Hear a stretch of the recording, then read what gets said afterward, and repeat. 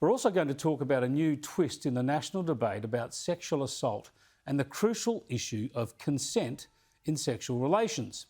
In so many episodes, in so many investigations and in any court cases that eventuate, sexual assault comes down to the question of consent.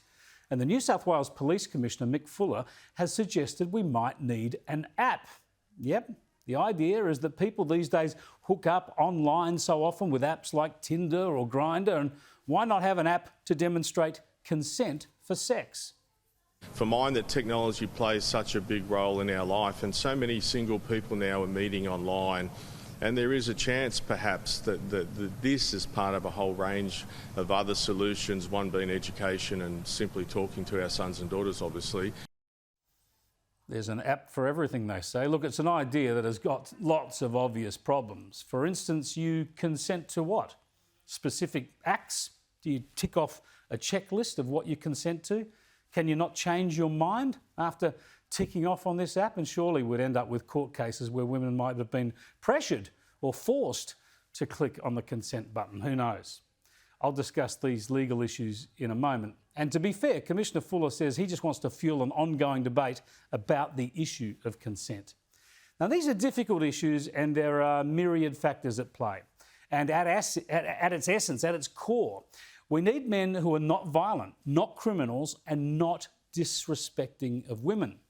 We also need honesty and integrity in people in their relationships.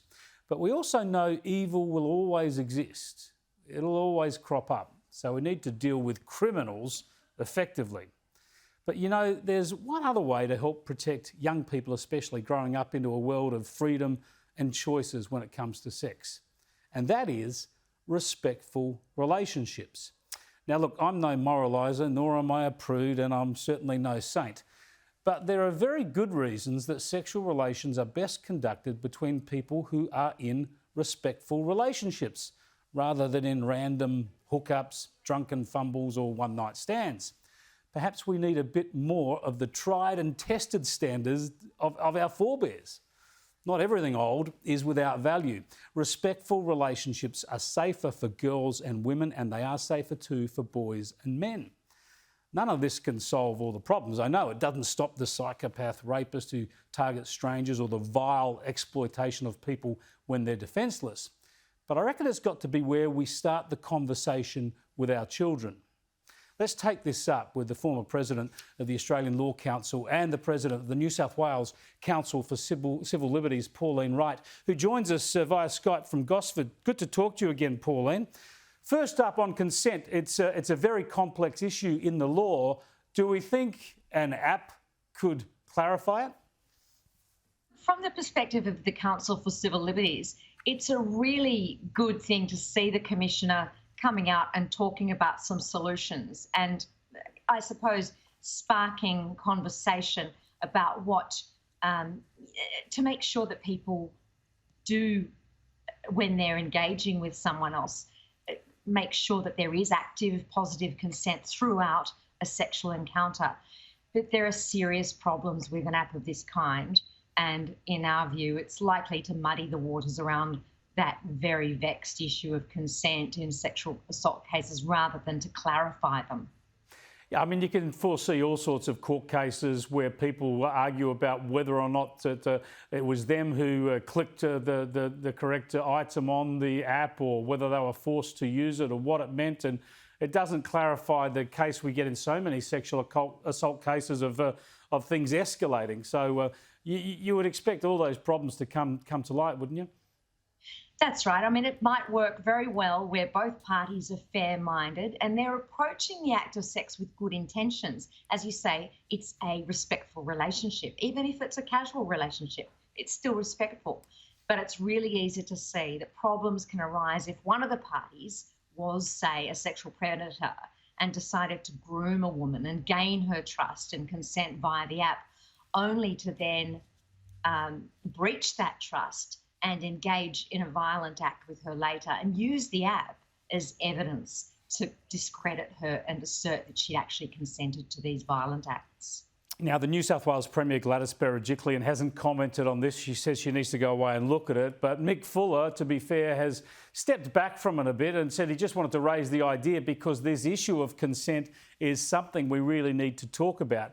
How difficult is it to get the legal changes into the system that can help make it easier to get outcomes in through the criminal justice system? Well, look, I mean, there are some options. We do need to have a look at it. Whatever the solution, it's got to be fair to both the accused person, but it's also got to not put into place additional barriers that prevent women from enforcing their own rights to be free from sexual abuse. So we've got to make sure that whatever system we put in place is safe on both of those counts. I know that the New South Wales Law Reform Commission produced a report that was tabled in the New South Wales Parliament in November last year that made a whole suite of recommendations.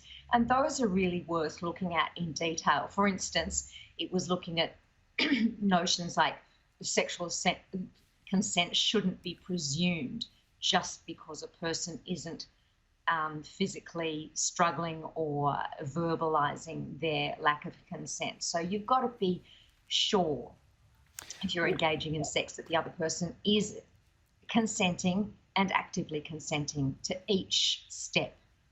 Well, at the risk of just a warning to people, I'm about to go into some graphic details, but this all came to light with a prominent case in New South Wales a couple of years ago where a man was acquitted of an alleged rape when the young girl, a virgin at the time, he had anal sex with her in a back alley of King's Cross late at night and claimed there was no lack of consent. Now, if that unlikely scenario, if her lack of consent is found by the court when she contests that, then obviously it points to great difficulties in proving a lack of consent. And it led to a legal review. Has it come up with anything? Has there been any change to the law or any change to the law proposed that can clarify that situation?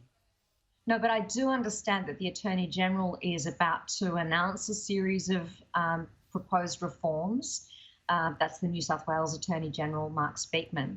And the New South Wales Council for Civil Liberties will be looking at that very carefully to make sure that it does strike that right balance between protecting the rights of accused people, but also protecting women and their right to be free of sexual abuse. Because what you see in these consent cases is a woman might consent to sexual contact, but not anal sex. She might consent to one thing, but not another. And she's perfectly entitled to that. And that's where respectful relationships are essential for people to make sure that whatever they're doing during a sexual encounter remains consensual throughout the encounter, not just at the beginning, but throughout it. Thanks for joining us, Pauline. Very difficult issue, that one. Pleasure, Chris. Thank you.